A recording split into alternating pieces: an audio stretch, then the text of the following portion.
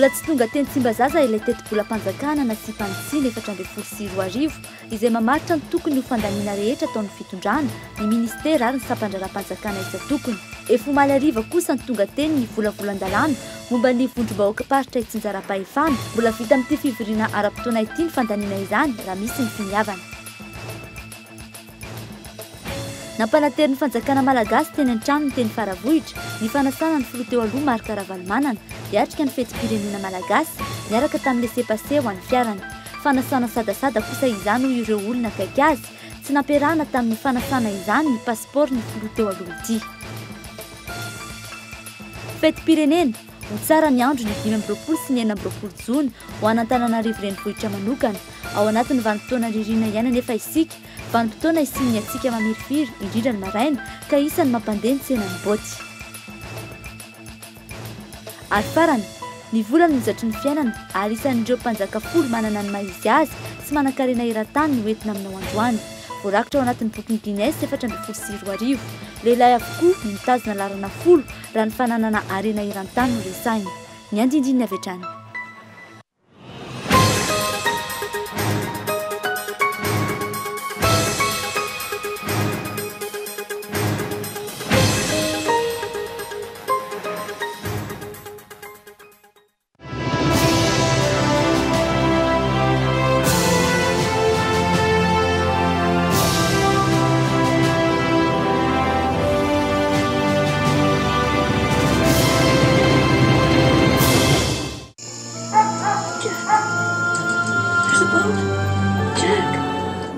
Avec Philips, entrez dans un monde de rire,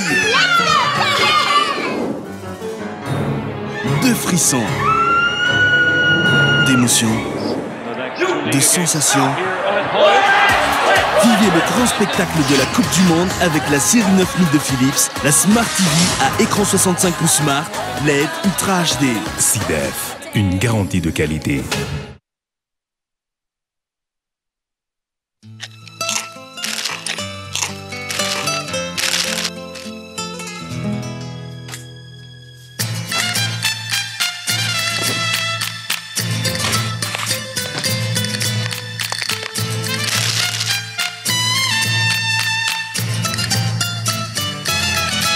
C'est la qualité de nos pommes de terre qui rend les chips Lay's naturellement irrésistibles.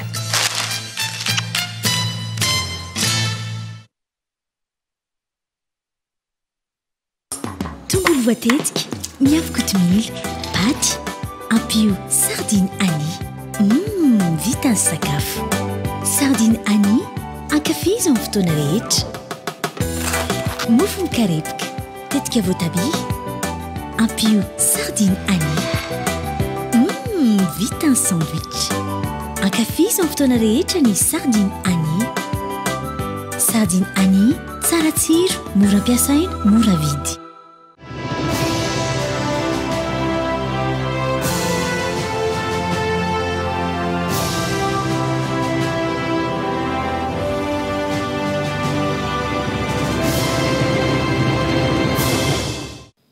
Ankasitrany ianao tomboka lasy tsongo vavy manjohy hatrany ny fahita lavitry ny Cool TV ankafaliana hatrany no hitsidina ny tokantranonao ary anasananao anaraka ny fampahalalam-baovao hatramin'ny farany.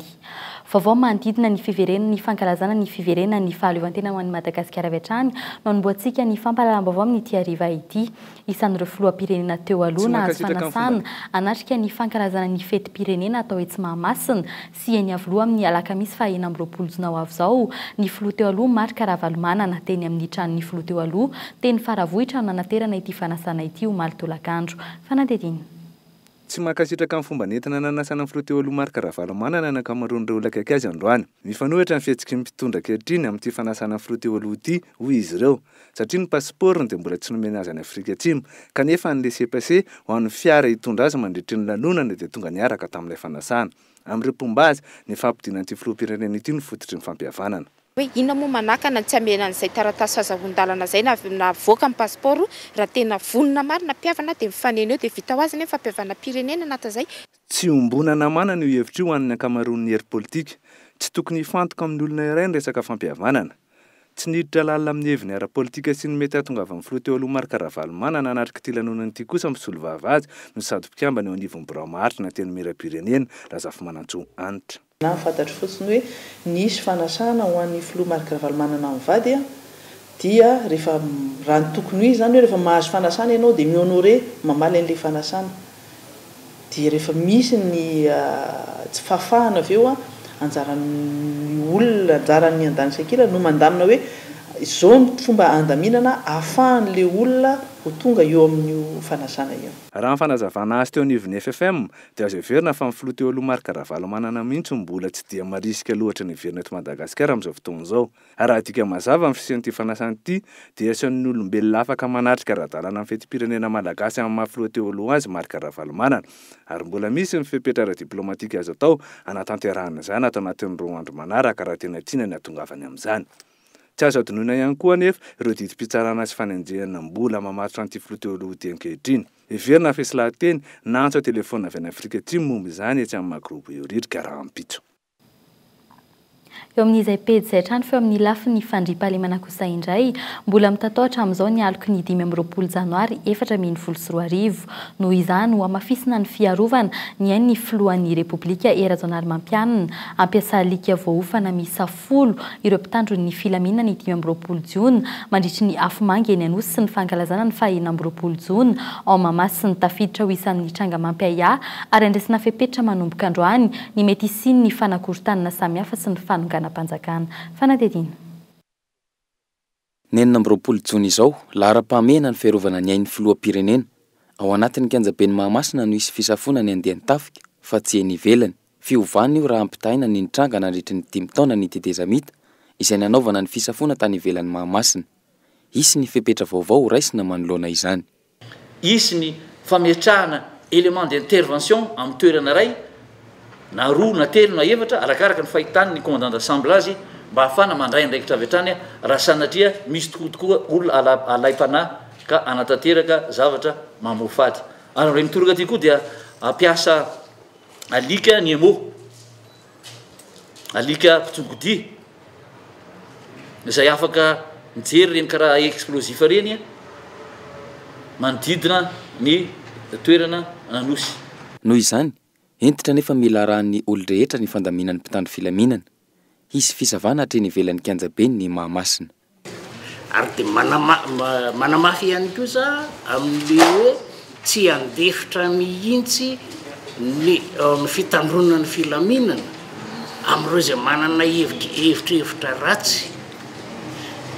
Eo anatrehan'izay zany dia angatahana na ny amin'ny 26 tontolo andro zany na ny amin'ny 25 ariva eo amin'ny afomanga ny tiako lazaina mbo anaraka ny rindran-damina izay ataon'ny mpitandro filaminana eny amin'ny toerana isin'ny fety, eny amin'ny toerana isin'ny fivorim-bahoaka mba hanaovana fety.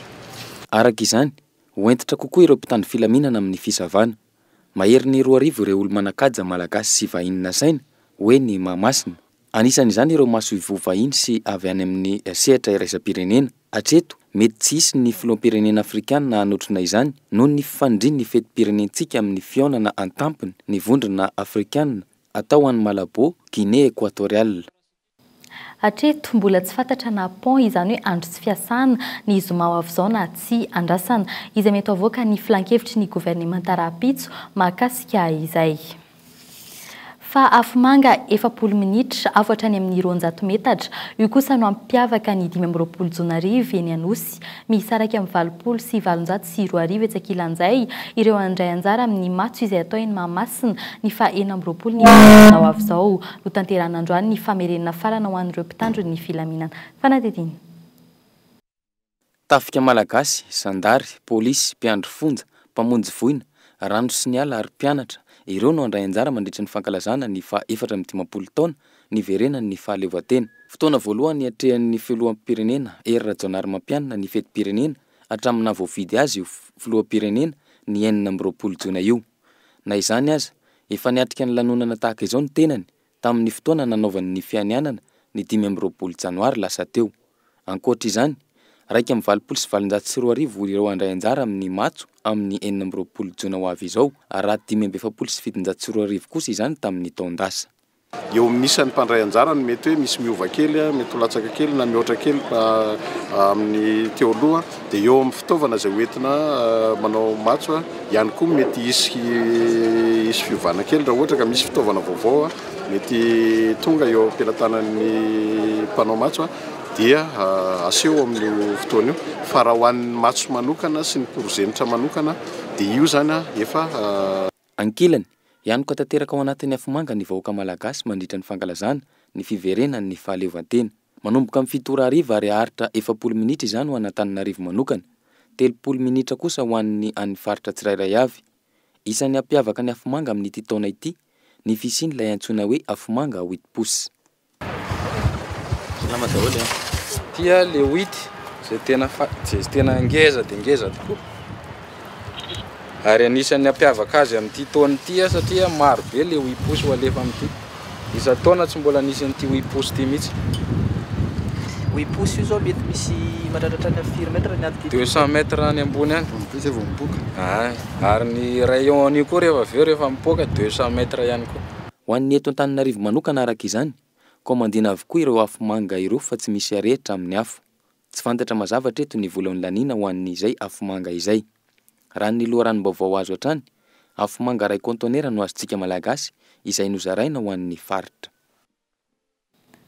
Fa ivadika pejy afa-tanteraka kosa indray isika iray volana serinandro aty aoriany nanolorana azy tafaveriny Tsimbazaza ny tolo-dalàna 3 natolotra ny gouvernement tamin'ny alatsinainy fa 30 ny volana jona avy izao fa hodininy conférence des présidents ny tolo-dalàna natolotry ny vondrona politika miaradia amin'ny malagasy miara-miainga mahakasika ny fandaminana ny fitsipika hitondrana ny vondrom-bahoaka paritra Tsinjaram-pahefana sy ny fampandehanana ny vondrom-bahoaka paritra io tolo-dalàna 2 izay napetraka teo anivon'ny antenimieram-pirenena ny 25 Mey farany teo tapaka izany nandritry ny conférence des présidents omaly fanadidiny.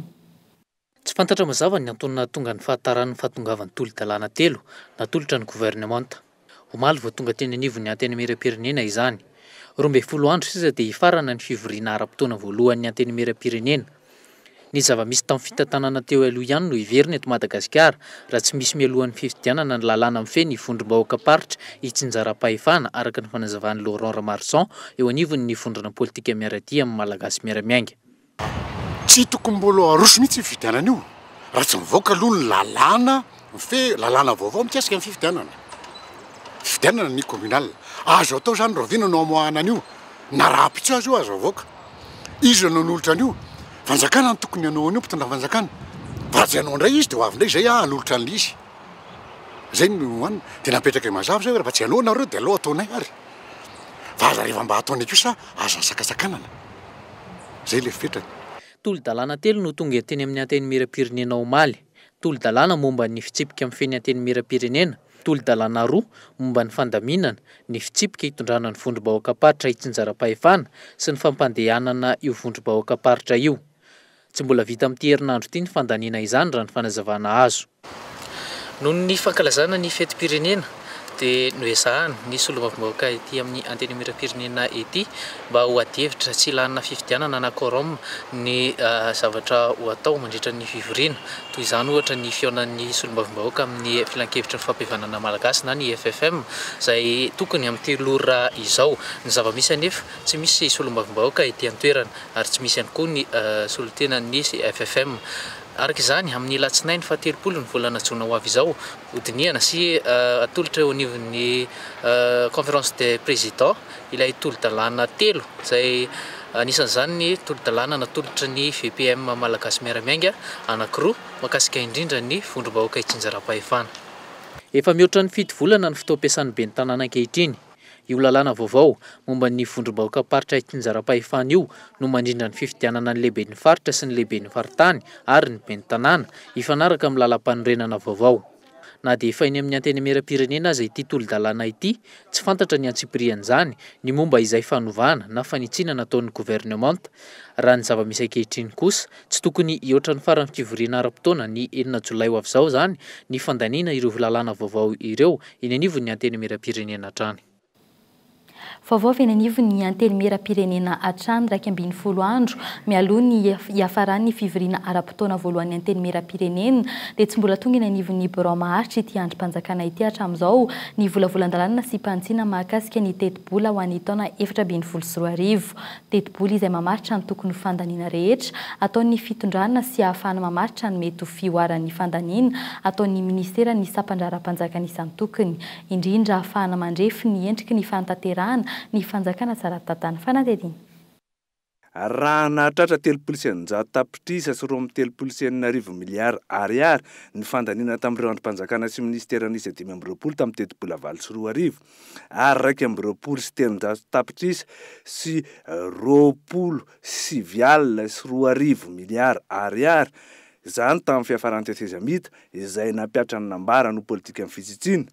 Mety hahatratra ohatriny zany amin'izao niverenan'ny firenena anatin'ny ara-dalàna sy mifankataovana iraisam-pirenena izao. Ohatriny ny volana tokana ampidin'ireo ministera lehibe roa, ny ministera ny harena stratezika miankina amin'ny vantana amin'ny fiadidinan'ny repoblika, ny ministera-panjakana medidin'ny fototra afisatra, fampitaovana ary fanajariana ny tany. Hatramin'izao fotoana izao mbola tsy azo ampahafantarina na iza ny votoatin'ny volavolan-dalam-panitsina ny teti-bola 420 araky ny nambaran'ny tompon'andraikitra ao amin'ny ministeran'ny vola sy ny teti-bola. Ny fanarahana ny tety andro nampahafantarina ny rehetra nandritry ny filan-kevitry minisitra farany teo ny tsy maintsy arahana. Hatreto ihany koa dia mbola eo mpamolavurana tanteraka volavolan-dalam-panitsina ny teti-bola 420 ny teknisianina rehetra eo anivon'ity ministera ity. Ankoatr'izay, nanamafy ny sekretariat jeneralina antenimieram-pirenena fa tsy marina ny filazana fa efa tonga teny Tsimbazaza omaly ariva tamin'ny 10 ora ny volavolan-dalam-panitsina ny teti-bola 420 avery amin'ny ministera ny vola sy ny teti-bola ka naverina teny amin'ny ministera ihany io andro ny omaly io fa tsy atao terana ny voalohan'ny antenimieram-pirenena. Noho izany, tsy mbola ho ato no tonga ny Tsimbazaza ity volavolan-dalam-panitsina ny teti-bola ity fa mbola mifanatona sy mivory tompon'andraikitra sy teknisiana isa-tokony mandrafitra ny fandaharana asa ho toto-saina amin'ity taona 2024 ity. Tsy ampiambana zany no anambarako fa tsy diso zany vaovaona hely zany. Raha tsy eto ary ny filoha antenimieram-pirenena dia misy filoha lefitra zay manao ny asan'ny filoha antenimieram-pirenena tsika amin'izao fotoana ary afaka mandray ara-dalàna tsara izany projet de loi de finance alefan'ny gouvernemanta zany ny tenany. Ka tsy marina zany zay filazana zay hoe tonga taty ny projet de loi de finance rectificative dia naverin'ny tato amin'ny antenimieram-pirenena. Ary fahitako azy mbola eo mpanomanana azy mihitsy zany zao ny fitondram-panjakana. Ny tenako zao amin'ny responsable du programme dia andeha hivory any amin'ny ministère en plan hamonjy ny atao hoe conférence budgétaire dans le cadre ny fandrafetana zay loi de finance rectificative zay. Ka dikan'izany zany mbola mpanomanana an'io ny fitondram-panjakana misy amin'izao fotoana fa mbola tsy tafapetraka ty amin'ny antenimieram-pirenena zany. Midika ve zany fa tsy azo idivirana ny sian'ny fivoriana tsy ara-potoana solombavam-bahoaka aorian'ny 9 Jolay ka tona ny fivoriana ara-potoana. Tsy ty volavolan-dalam-panitsina ny teti-bola 420 ity ihany manko ny asa mbola miandry solombavam-bahoaka fa dia ao ny tolo-dalàna mahakasika ny fantanterahana ny fifidianana kominaly ka sainao toto-saina amin'ity taona ity sy ny fifidianana ireo solitena roa isolitena ity androm-panjakana ity eny anivon'ny fitsarana avy momba ny lalam-panorenana. Mety tsy azo idivirana ny fanovana ny mpikamana eo anivon'ny gouvernemanta isan'ireo ministra ratsy toerana ny ministra Njono Amady. Tsy maintsy isy ny fanadihadiana ho ataon'ny Bianco manoloana ny vola kolokolo mitetina 2 miliara raimbalanja na $1 nambara no noraisin'ny filohan'ny federasiona malagasy ny baolina kitra tamin'ny taona 2024. Fotoana ny adin'ny firenena maro ny fandraisana ny Coupe du Monde 2022 ny gazety de Sunday Sun no isan'ny nanatsikafina ity resaka kolokolo teo anivon'ny FIFA ity izay nitondra porofo ireo mailaka ny fandraisan'ireo tompon'andraikitry ny baolina kitra maro avy ety Afrika ka isan'izany i Madagasikara. Fanadediny. Na tiana na tsy tiana, mila manatsara ny sariny maso mivoaka malagasy ny Premier ministre Cool Roger manoloana ny raharaha matsy ny atsonim-panao gazety tsatsany hoe Qatargate. Novidin'ny mpanefefy Qatari iray $100 amin'ny filohan'ny federasiona malagasy ny baolina kitra tahaka ny filohan'ny federasiona 420 hafa taty Afrika ny taona 2024. Raha ny vaovao no voizin'ny gazety britannique The Sunday Times. Andray an-tanany izany ny Bianco. Tsy voafetra hoe eto amin'ny tany Repoblika Madagasikara ihany no ahafahan'ny Bianco manao fanadihadiana raha mikasika kolokolo fa eny anivon'ny sehatra iraisam-pirenena aza ka teratany malagasy ny voaroaroy amin'izany dia azo atao tsara manokatra izany fanadihadiana izany. Mikasika ny hoe raha ny ministre Amady voalaza hoe nandray kolikoly tany amin'ny sehatra international moa zany no tena nomezatsiny azy hoe nandray an'izay zavatra zay dia isan'ny kolokolo zay zay mety nataony tany amin'ny sehatra international dia tsy maintsy hojereny eo ny fomba ahafahana anaovana fanadihadiana zany satria ilay zavatra tsy niseho teto amintsika fa tany ivelany dia tsy maintsy misy règle na procédure tsy maintsy arahana mba ahafahana manao fanadihadiana mikasika an'izay. Vao omaly ny omaly nandritra ny fotoam-pitsarana nametrahana tamin'ny toerany tale général Vavao Bianco no nanamafisy amin'ny filoham-pirenena Rajaonary Mampianina Hery tamin'ny kabarina ny azona mametraka ny ady amin'ny kolikoly eny anivon'ny tompona ny rakirisa ny tokony ny ministera ary ny faritra rehetra manerana ny nosy. Ny angatahako dia ny azahoana mametraka izany ady amin'ny kolikoly zany ho lara-pamena any amin'ny tokony ara-maso samihafa andro ministera any amin'ny faritra rehetra izay misy eto Madagasikara ka mba raha-pitso dia amboly toetsaina vaovao isika mba azona miady amin'izany kolikoly izany. Manoloan'izany fahavonona ny filoham-pirenena sy ny tale général Bianco hiady tsy hamongotra hatramin'ny fakany ny kolikoly eto amin'ny firenena izany. Izy tsy ho ela ary ve ny fanaovana mpikambana eo anivon'ny gouvernement voakasiky ny resaka kolikoly. Ho fanehoana marina ao mason'ny vahoaka malagasy fa miroso marina amin'ny famongorana izany ny mpitondra sy hanahoana ihany koa amin'ireo mpamatsy vola iraisam-pirenena fa efa miroso amin'ny ady amin'ny kolikoly ny Bianco ankehitriny ka hiverina amin'ny fahamatsim-bola ity birao maharitra maleo tena ity.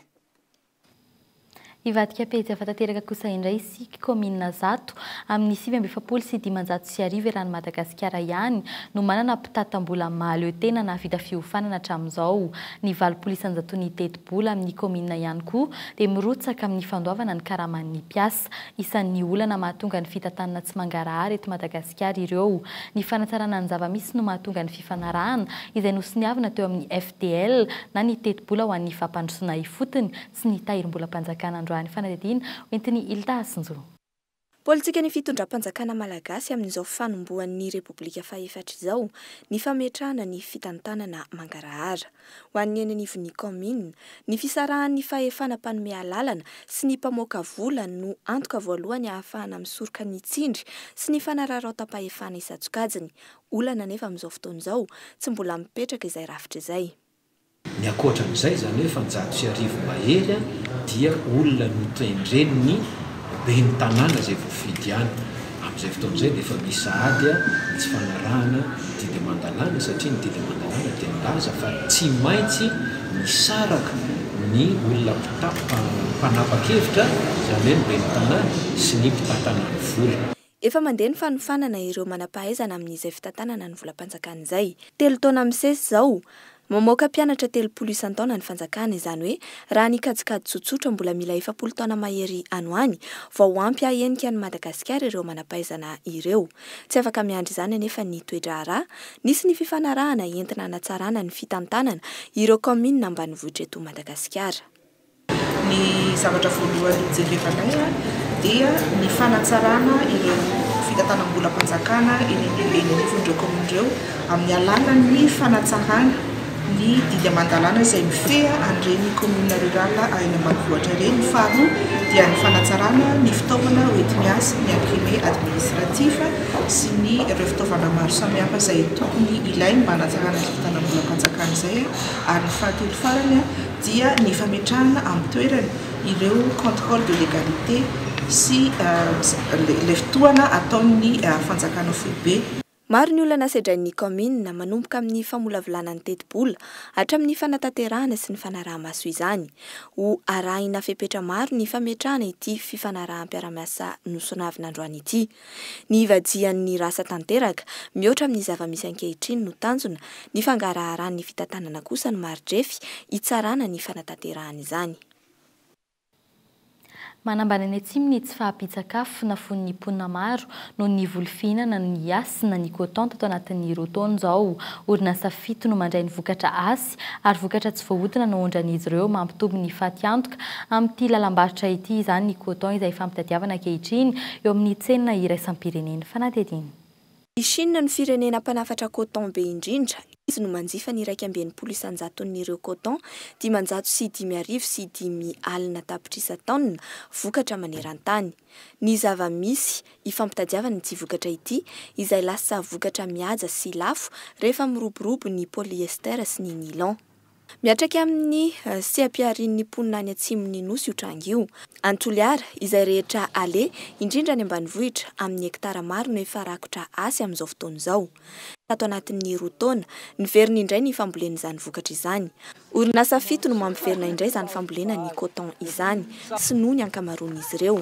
7,700 ariary na 5,700 ariary no andraisan'ny mpanangom-bokatra ny iray kilao. Ty maneha. Ty maneha.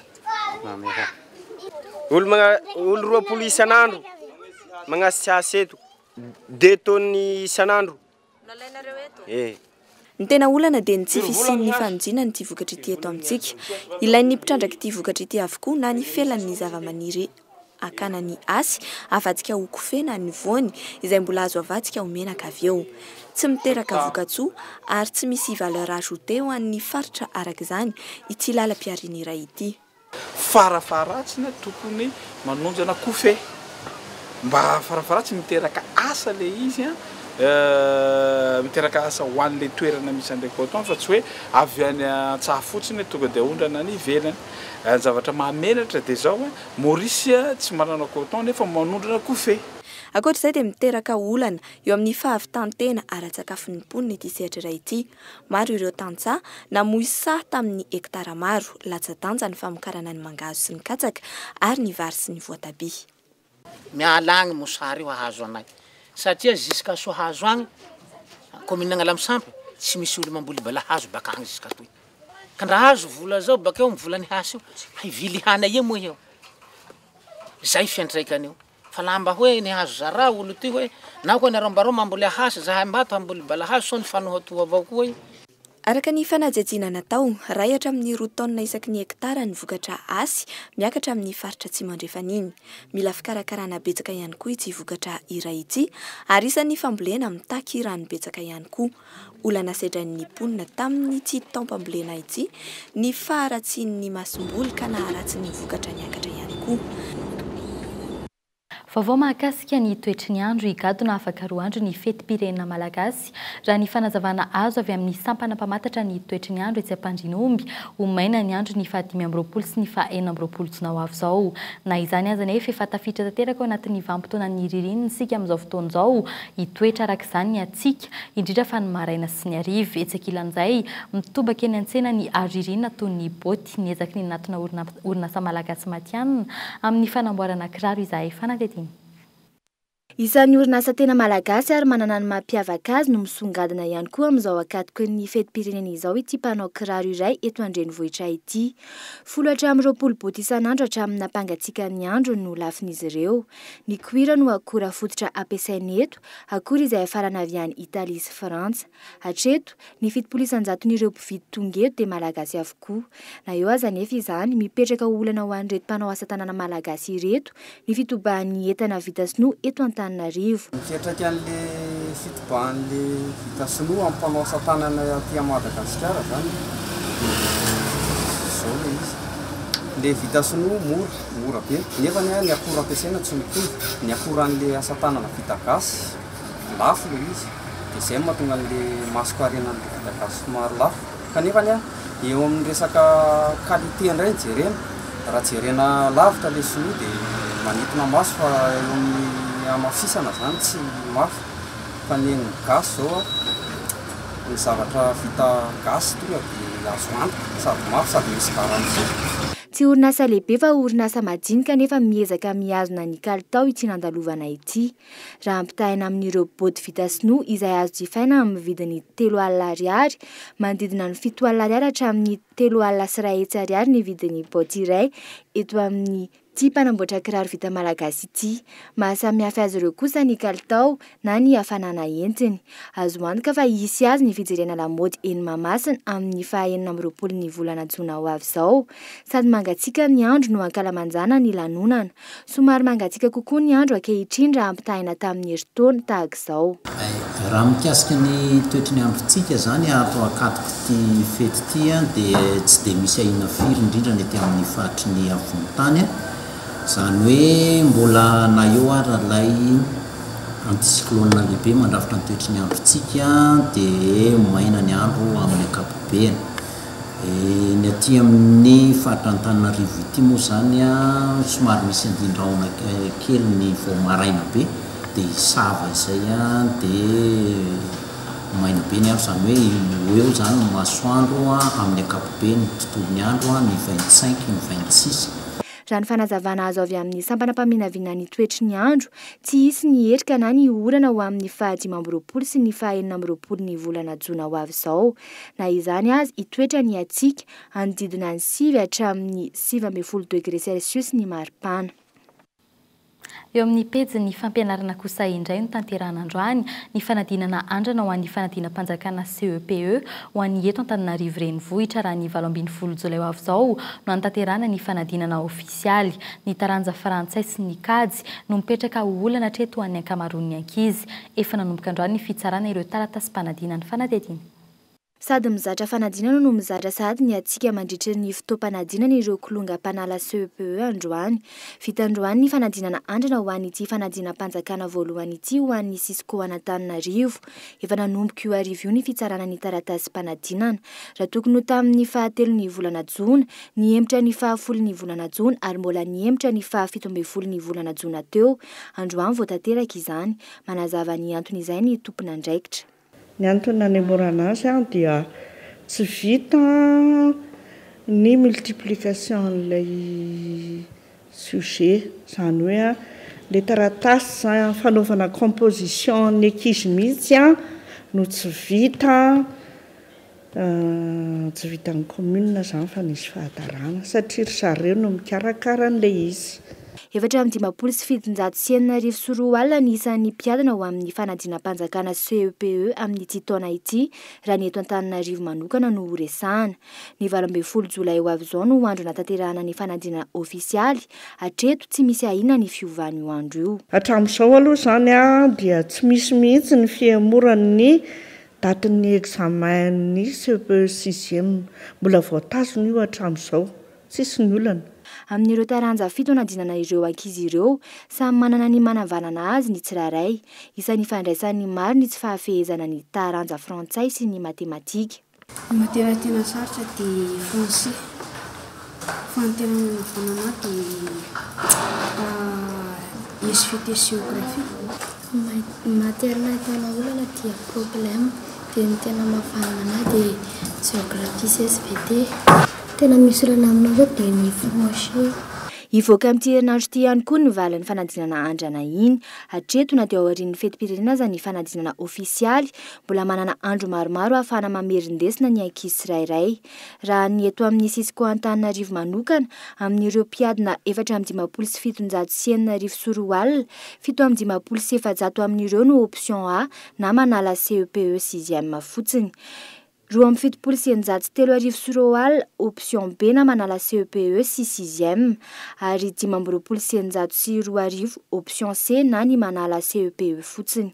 Mbola manana 220 andro reto mpianatra ireto anomanana izany fanadinana izany.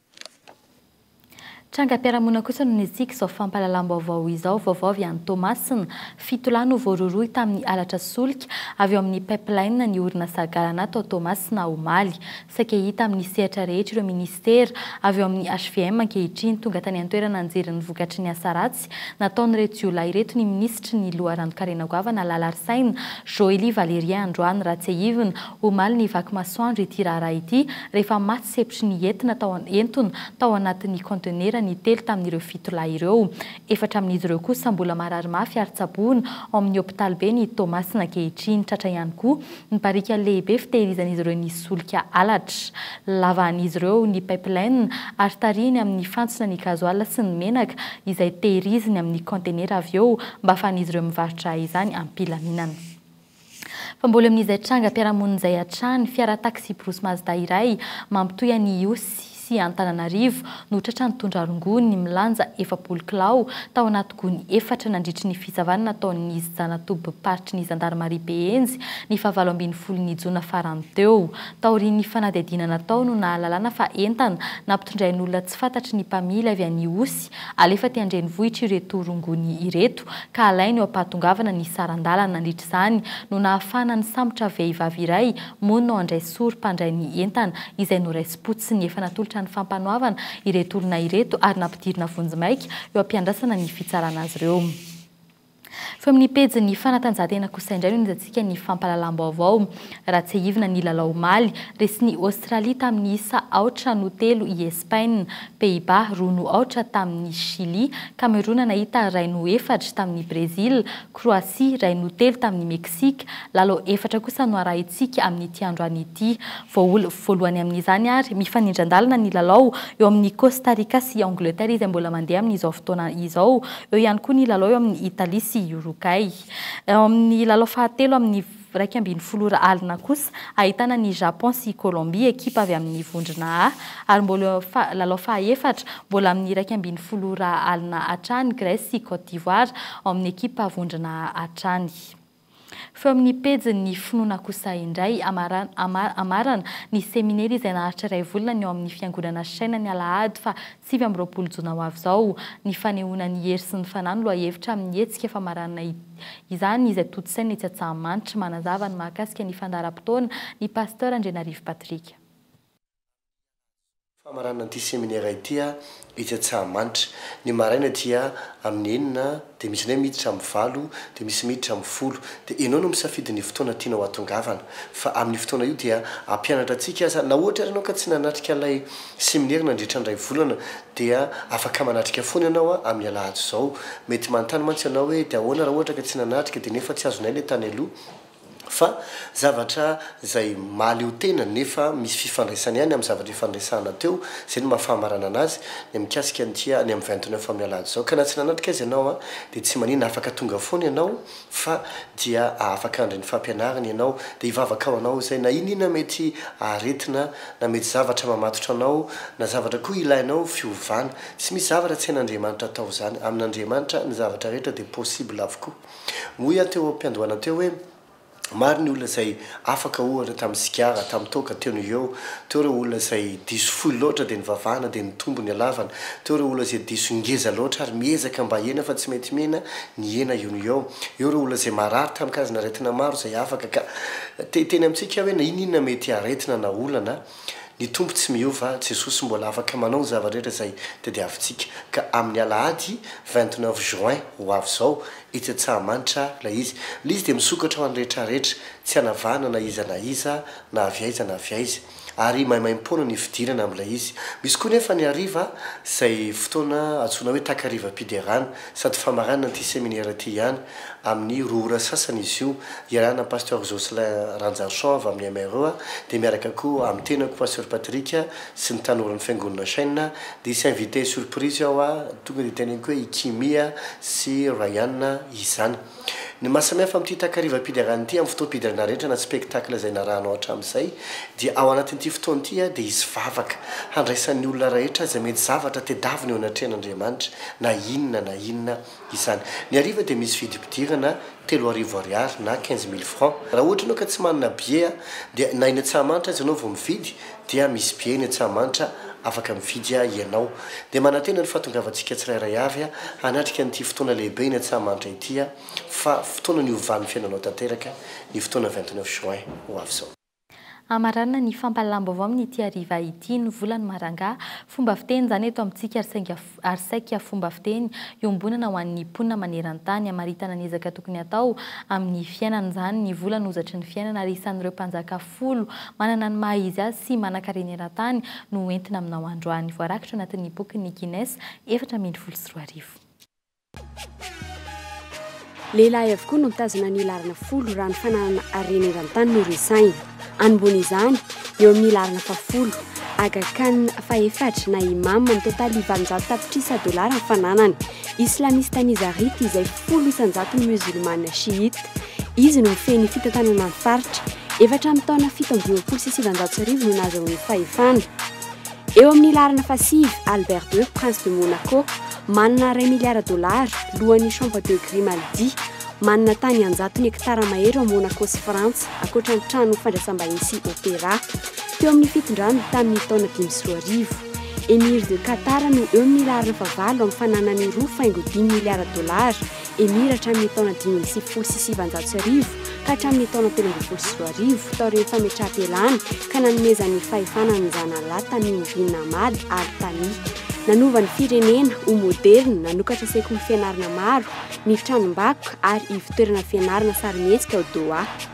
Akoatra ny fampiasana renivola amin'ireo orinasa matanjaka ao Eropa, larana fafito Mohamed IV mpanjakany Maroc mitetina $2.10 miliara ny fananana. Janona teo amin'ny fitondrana hatramin'ny taona 2010 sy 700, anisany manana orinasa matanjaka aty Afrika ary isan'ny mampiasa vola matanjaka eo amin'ny sehatry ny orinasa madinika, manodina sakafo, fitrandrahana ny harena-kibon-tany ary ny fahaiza-manao eo amin'ny fitantanana. Olana goavana ho azy amin'izao fotoan'izao ny resaka kolikoly. Eo amin'ny larana fahena kosa indray Amsterdam, faharoa prince de Liechtenstein mahatratra any amin'ny $4 milliard ny fananana.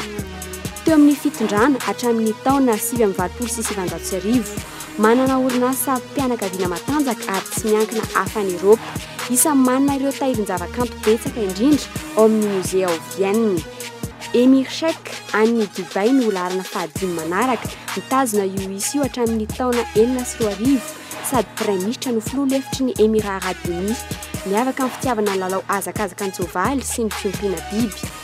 Isan'ny tondra fampandrosoana tao Dubai toy ny Palm Island, tetina $4 miliara ny fananany. Mbola Emira ihany larana fadimy fa any Abu Dhabi, miakatra $10 miliara ny fananany eto ary efa teo amin'ny toerany taona 2012. Filohan'ny Émirats Arabes Unis sady mpitantana orinasa matanjaka any toerana mampiasa volan'ny Dubai, Seychelles, Turkmenistan ary Pakistan. Ireo telo voalohany ahitana ny Abdullah bin Abdul Al Saud Azil, mpanjaka any Arabia Saoudite. Ny totaly $20 miliara ny fananany ary efa mpanjaka tamin'ny taona 2010. Mpiambina ny moské ao La Mecca sy ao Médine, filohan'ny filan-kevitra ambony sanany solika sy ny harena-kibon-tany ny toerana. Larana faharoa no ahitana ny Hassan al-Bolkiah izay manana fananana $200 miliara. Miisa 13 ny tena anarana ary mety tsy voatonona avokoa. Sultan na empereur hoy ny ao Turk ary ihany koa prince ho andry zareo musulman ao Brunei hatramin'ny taona 720 sy 700 ny lehilahy. Sokajino toy ny praiminisitra sady filohan'ny tafika, anany avokoa ny fiarakodia lafo indrindra maneran-tany toy ny Bentley, Bugatti, Ferrari ary ny Rolls-Royce. Ny Rolls-Royce ananany eto ahitana volamena 420 Ny larana voalohany amin'izao fotoan'izao kosa Bhumibol mpanjakan'ny Thailande $30 miliara ny fananana ary teo amin'ity fahefana ity hatramin'ny taona 2020 sy 700. Isan'ny ela indrindra teo amin'ity toerana ity araka ny tantara. Entitra amin'ny fitantanana ary mpampiasa vola amin'ny banky samihafa, manana diamant lehibe indrindra eran-tany antsoina hoe jubilé de diamant. Teratany arabo ny isan'ny manana harena betsaka indrindra raha ity filarana ity, aorian'izay ireo prince eropeana. Ny fandarana almanaka sy tanànantsika no arahinao aorian'izao fampalalambavao amin'ny fiteny malagasy izao amin'ny valora sasany kosa no arahinao ny fampalalambavao amin'ny fiteny frantsay. Dia izay ihany koa no entina manakatona ny fiarantsika tamin'ity arivo ity tomboky lasy tomboky vavy isaora ianao naraka ny fampalalambavao hatramin'ny farany. Veloma tompoko.